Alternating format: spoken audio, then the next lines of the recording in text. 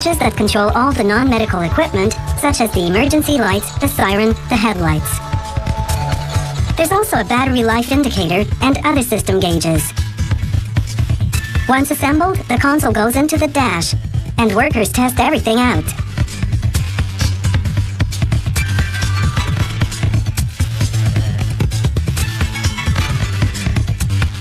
The heating and air conditioning systems in the original truck aren't strong enough, so the ambulance factory adds an extra system of each to work in tandem with the existing systems. The frame of the medical cabinet is made of aluminum, a metal that's lightweight and therefore won't weigh down the vehicle. The cabinet shelving is made of either plastic or fiberglass. It's molded to the contour of the vehicle, maximizing storage space. After installing the suction and oxygen systems, electricians run the wires for the cabinet lighting. Once the main electrical panel is in place, they can mount the cabinet and hook up the oxygen equipment, the suction machine, and the lighting.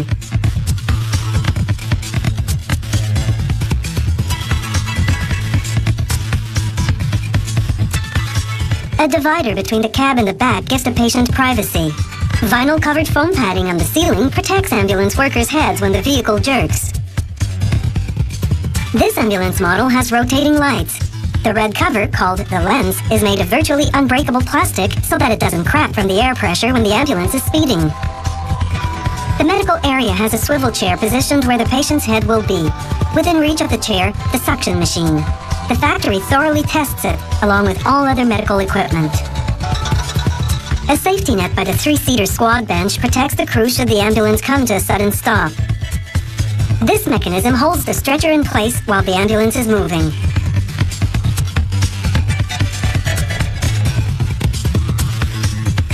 The stretcher simply locks in, keeping the patient safely immobile until the ambulance reaches the hospital.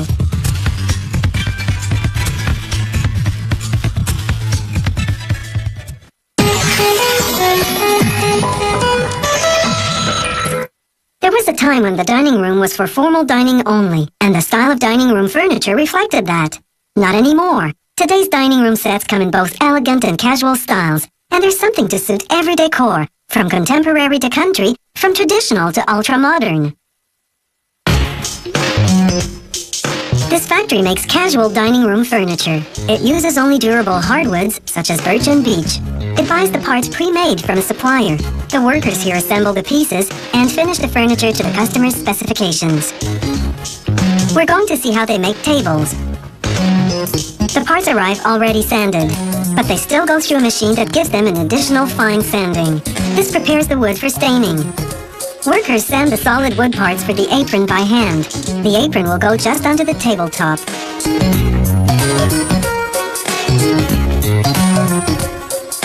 Workers closely inspect all the components under fluorescent light. They look for any flaws in the wood that they might have missed during sanding. It's critical that every imperfection be sanded down, otherwise it'll show up as a glaring defect once they stain the wood. After all the parts pass inspection, assembly can begin. First, they remove the tabletop's extension piece, called the leaf. They make sure the two main sections fit together perfectly. Then, using a template to ensure the exact positioning, they screw on the runners, the sliding mechanism for extending the table.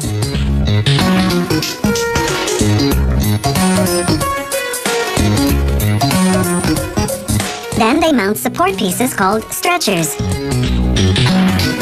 After marking the position of the apron, workers screw in steel braces to level and align the three sections of the table.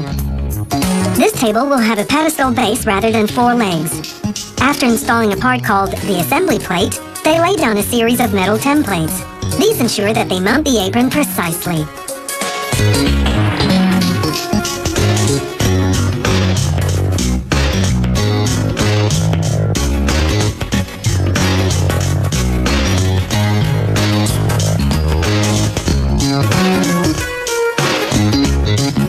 Now that they've finished assembling the tabletop, they check its stability and test the mechanics.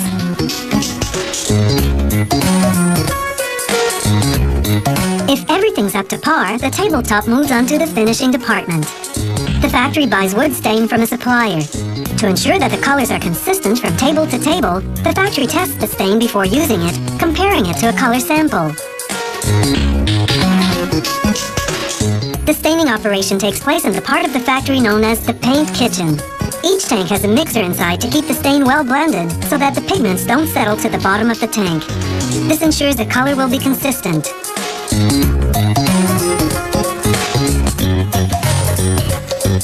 There's a separate spray gun for each stain color.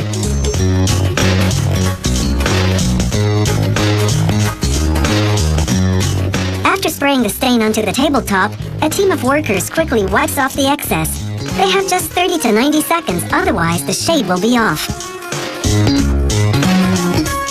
Another inspection under fluorescent light. Any flaw in the wood they missed before would definitely show up now, thanks to the stain. Every imperfection will be sanded down. Now they spray the table with sealant. This protects against variations in humidity, which would make the wood expand and contract and eventually split. Then they sand the sealant to prepare for a coat of clear lacquer. The lacquer plays two roles, one functional, protecting the wood from scratches, one decorative, giving it a mild sheen. To cure the lacquer, all the table components go into an oven at 150 degrees Celsius. This also strengthens the finish. This factory specializes in personalization. You can choose your stain color or two colors for a two-tone effect. You can also select the shape of your tabletop, the type of edge and apron, and of course, the style of table legs.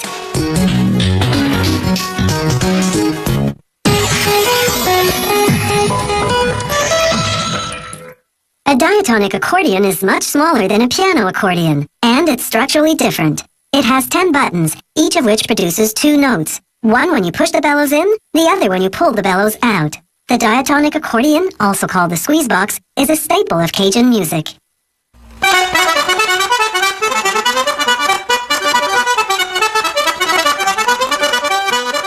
The accordion maker crafts the right-hand keyboard from maple, a hardwood. He saws 10 slots, then drills 10 holes. The keyboard has no keys, actually. It has 10 buttons. They produce the treble notes. Now he turns the keyboard over and hollows out the wood with a router. This creates space for components to move.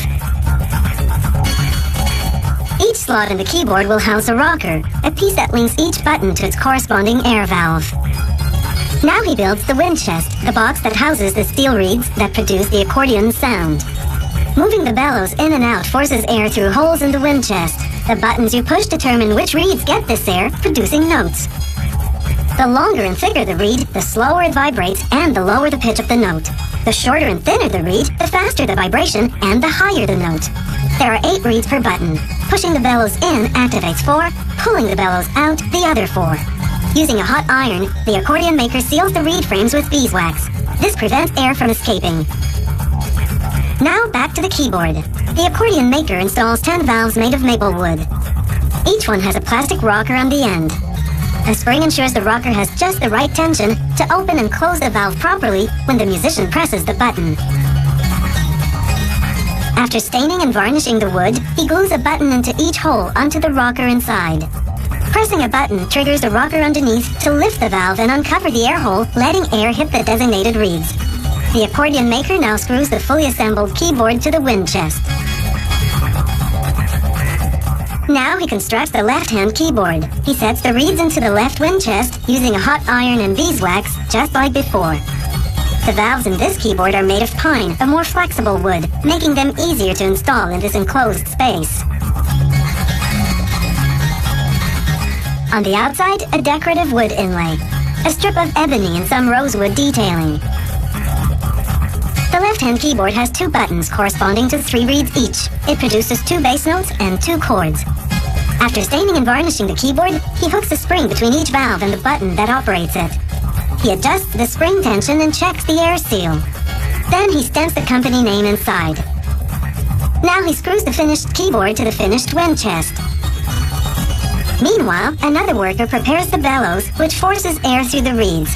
The factory buys pre-folded cardboard, then cuts and assembles it. These diamond-shaped pieces of leather seal the openings, preventing air from escaping.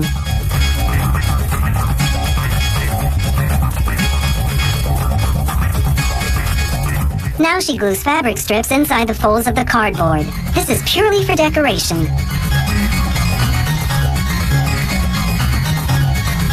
These stainless steel covers reinforce the cardboard corners so that they won't perforate from repeated movement. Now she glues fabric strips onto the edges of the folds. This both decorates and strengthens the cardboard.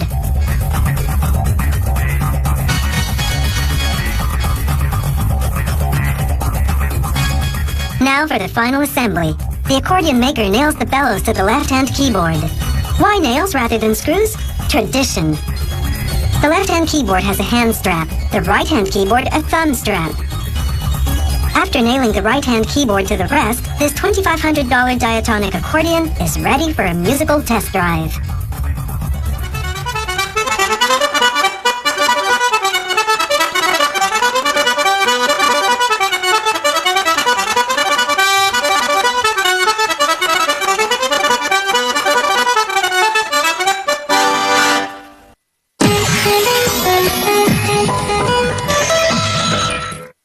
There was a time when you'd be presented with a gold watch in recognition of years of loyal service to your employer. Today, you're more likely to get a personalized memento cast in acrylic. Companies and organizations often choose to hand out custom-made acrylic awards to recognize milestones or special achievements. These aren't your run-of-the-mill plaques and trophies, but more like artistic sculptures. They're custom designed and cast in high-grade acrylic. In the casting department, workers make acrylic by mixing monomer, a clear liquid chemical, with polymer, a resin powder. Once cured, this thick white mixture will be crystal clear. To make colored acrylic, they add colorants. By creatively combining shades, they can even produce special effects, such as a marble or granite look. To cast simple shapes with straight lines, they use disposable molds made of thick cardboard. This design calls for a blue base, so they pour blue acrylic to the first fill line. In 2 to 3 hours, the acrylic hardens to a gelatin-like state. That's solid enough to bear the weight of the next layer, a clear one, which they pour to the next fill line. Now, another 2 to 3 hour wait until the acrylic can support a decorative object, in this case, a globe. Once they ensure it's properly centered, they pour acrylic to the next fill line and wait 2 to 3 hours again.